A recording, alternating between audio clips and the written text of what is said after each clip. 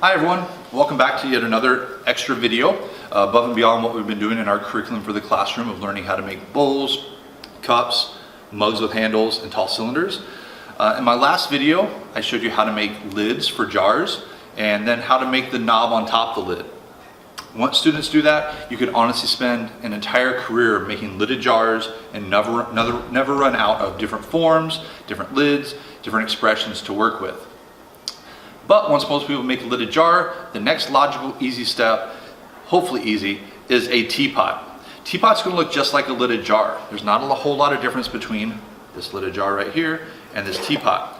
Big difference is that we're going to have a handle in order to pick it up and pour it, and a spout with which to pour from. So for both these pots, I've selected a pot with a gallery and the lid that sets right down in there. So with this pot right here, I've got my pot, my lid, the gallery on top of the pot, and the lid that insets. And I'm going to show you how to make the spout. You already know how to make the handle, and in a few minutes we're going to have this whole thing put together. So for now, I'm going to demonstrate simple spout. Start as always by wetting the vat down. Small ball of clay, probably about racquetball size. I'm not a golfer, but I'm guessing it's a little bit bigger than a golf ball. I'm going to pop that down right in the middle, and what I'm shooting for is I want to make a little bit of a funnel shape. I'm going to open the clay all the way to the vat. Notice it's hollow on the bottom. I'm going to open this up as a donut and pull this up into a little spout form. I'm going to do that by centering the ball of clay. Again, throwing very small like this can be difficult if you have bigger hands.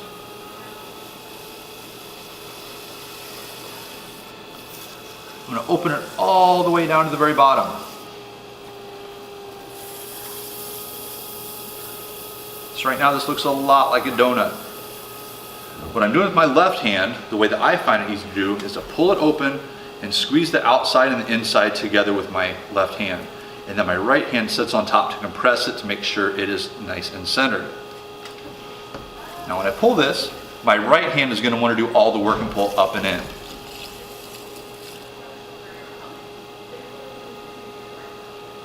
If your left hand puts much effort at all into it and presses out, it's not going to want to go in. So I'm really pulling this clay inward from the outside. My left hand is just supporting the clay. As you do this, you'll probably notice that the top gets a little bit uneven, starts getting a little wobbly. Great time for a needle tool. Going right in at 3 o'clock, letting the clay drag against it until it touches your finger, cuts it off, and you can set it aside. Unless you're pressing really hard, this isn't going to hurt your finger. And notice I did not press straight in. I kind of pointed it away from me so it touches my finger nice and gently. Now that I've created that little spout form, technically I'm done, but I like to give it a little squeeze up at the top to make the spout nice and narrow at the end. This is called collaring, and you'll learn how to do this with a variety of forms. Now, let's say I've got it too small for my big finger to fit in there, but I still want to pull it up a little bit more.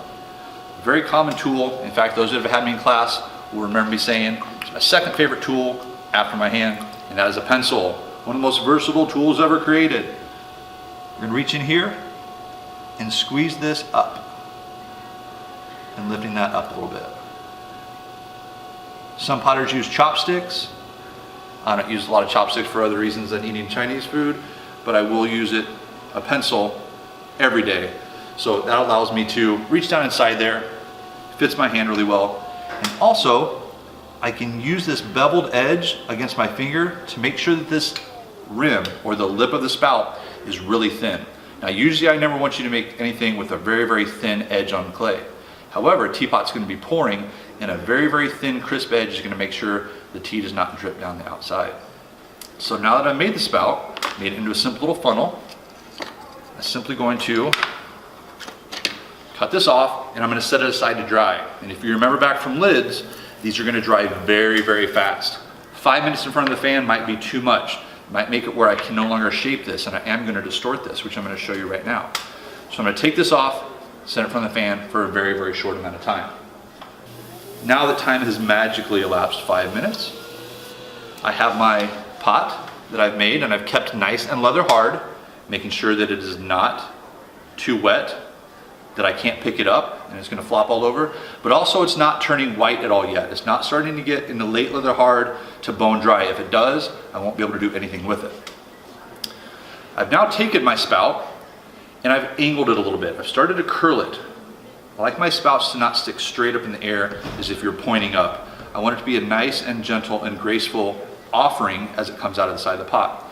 So I've leaned this just a little bit, and again, the pencil really helps. I can put this inside of here, and that kind of holds the form as I bend it. Nice crisp edge on there. If anything happens to it, you can always fix it up later, but for now we want a nice crisp clean edge. And I'm going to attach this to the side of my pot. I'm going to take the lid off just in case I pick up the pot and I lean it sideways. I don't want this thing to fall off and get ruined. So no real need to have this on here now, so I set it aside and I'm going to attach the spout. I don't want to just attach it straight like this. Two reasons, probably more reasons than that. Number one, it's way too big. It looks goofy. Number two, it's pointing downward. That's going to start pouring the second I pick the thing up. And also notice that the opening is down here, about 3/4 of the way up the pot. If the opening is right there, I can't put liquid in here past that point without it automatically pouring out. And I also don't want to add it like this, like an elephant's trunk coming up. I'm going to have to turn this thing nearly upside down in order to pour tea out of this. So all potters, after we make our spouts, we're going to cut them. So if you think about this as having a top and a bottom, I'm going to make a mark on the top half about halfway between the bottom and the spout, about halfway down there. And what I'm going to do now is I can either use a fettling knife or a needle tool or a wire, and I'm going to make a cut that goes diagonally from this bottom edge down here under the spout, up and over, and back down around to the bottom of the spout. So you can see the part of the clay that I'm cutting off. It looks almost like a half moon shape. From the underneath the spout, on top of it, back down to under. So I'll use the needle tool for this. And if you're like me, and probably I'm guessing most people, your first cut isn't going to be great. It's going to be kind of awkward. It's not going to be even all the way around. And what I do is I set it down here and I look for any gaps. Is it touching the bat all the way around? Is it totally asymmetrical? Is it lopsided? Or does it actually look pretty decent? You're wanting it to have a spout with a lot of carry area underneath to where that liquid can pool in there and then pour out the spout. Now that I've got that cut, I'm able to put this on here, and I have a couple factors that are important. Number one, the opening of this teapot spout is about the height of the pot. Unless I really overfill this thing, it's not going to dribble out until I start pouring it. Another factor I want to make sure of, if I do have a lid that is going to overhang, I want to make sure that I have room. I don't want to put the spout right up here to where it's going to hit the rim. Okay? You want to make sure that you lower it just enough so that it's not going to impede on the rim of the pot. So I've got it on there. Next step would be to attach it, right? We're missing something very, very important. Some of you have already thought about it, some of you might not have, is that there's no way for the liquid to get out. I need to put holes in here. So once I position it where I want it, I'm going to use my needle tool to trace where that spout is going to go onto my pot. For a couple of reasons. Number one, we need to put holes in there. And number two, as any intermediate potter could tell you, we need to slip and score that on. We need to attach it, and so I need to know where that is going to get slipped and scored on. So all along this edge is where it's going to attach. So I'm going to score this. And yes, some potters will tell you that scoring actually makes the clay joint a little weaker. There's some science leading to the fact that it doesn't really help a whole lot. But potters, on the most part, tend to be traditionalists, and we like our methodologies. And so a lot of potters stick with scoring.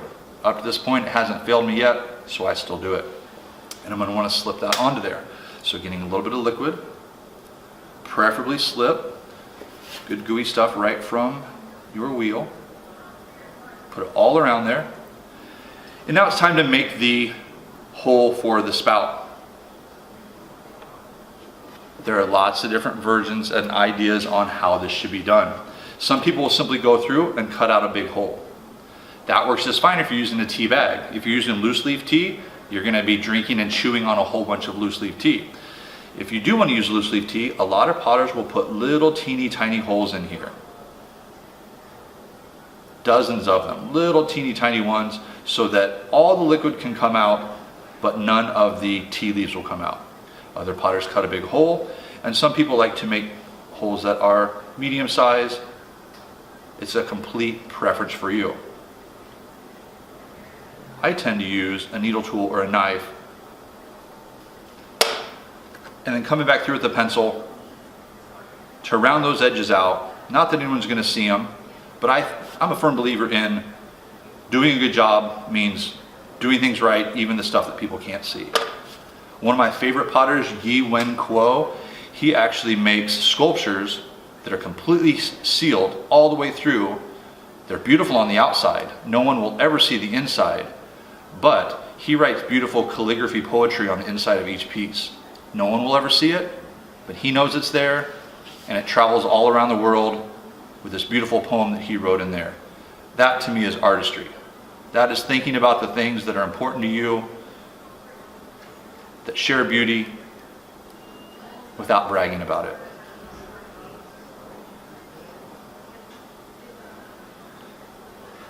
All right, so I've made my openings right there, smoothing those up. Again, pencils are great tools.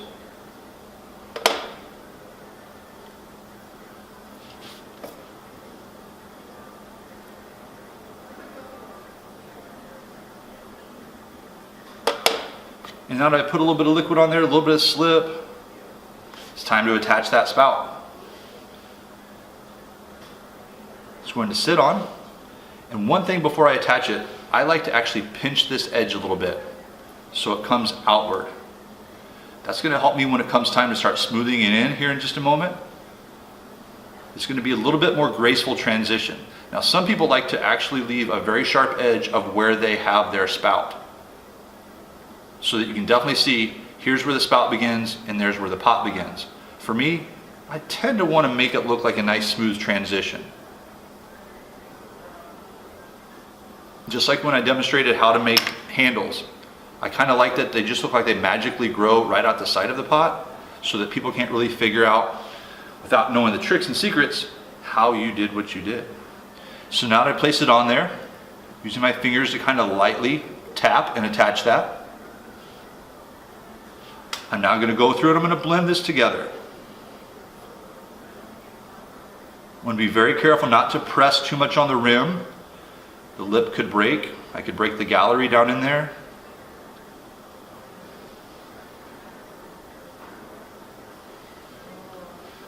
And smoothing that all the way around. I'm going to introduce a new tool to you here in just a moment that I find is an excellent tool for smoothing pots.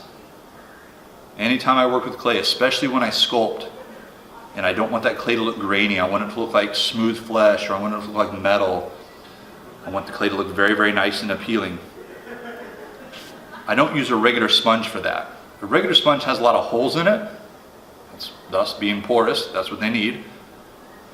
But I find that when you drag a regular yellow or orange sponge over clay, what happens is that the thicker particles of clay get picked up and moved. And it leaves behind even thicker pieces that are really, really gritty.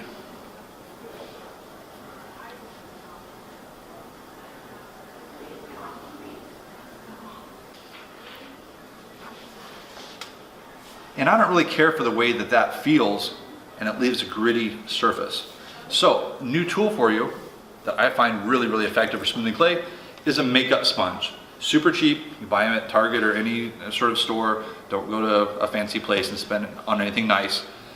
They don't last a long time in here, but this allows you to smooth that clay, and it creates a very smooth surface because these are not ultra porous. They have very, very tiny pores in there, And that's going to allow that clay to smooth up nice and pretty without getting gritty and sandy.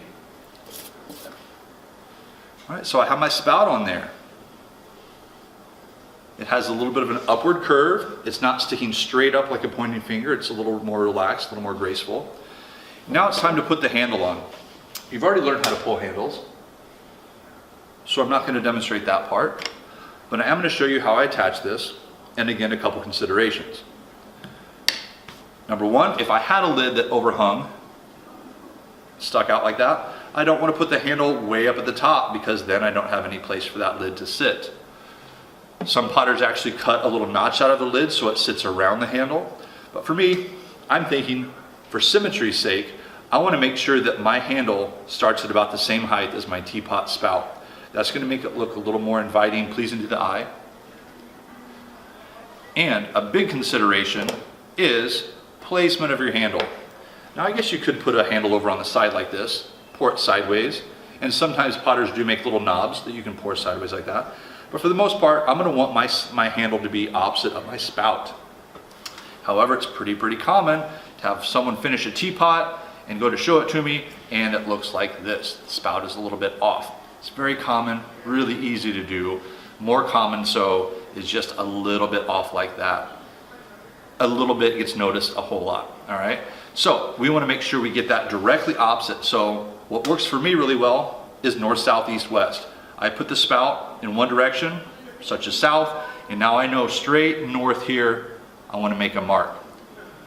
Also, for those using bats, we have little bumps along the sides. That's a great way to show north, south, east, west, and to know that you are following along a right path and not just simply trusting your eyeball. So I've scored along there, put a little bit of slip on, and I'm going to attach this spout just like I did with my mug handles, or excuse me, this handle, just like I did with my mugs.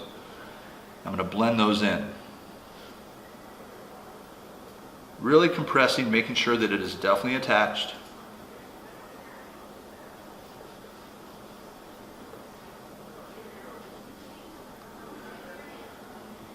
Smooth up and pretty. And again, I would always use slip. Before I attach this all the way, I want to do a check. Now with mugs, sometimes one finger handles are great. Sometimes two, sometimes three. Some people like a full beer stein type mug handle. For a teapot, you're probably never going to want to pick it up with one little finger. You're probably going to want to get your whole hand in there.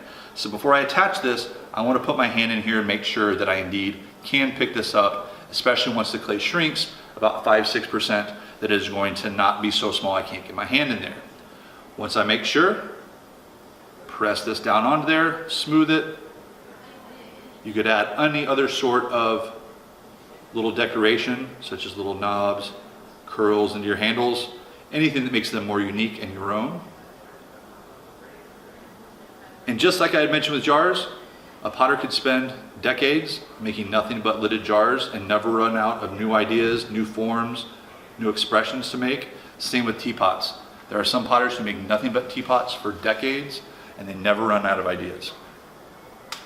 Hope you enjoyed learning how to make a teapot. Again, anytime you make something with a lot of different parts, we need to let it dry nice and slowly. Take care of your work, come up with ways to push it further, and as always, have lots of fun.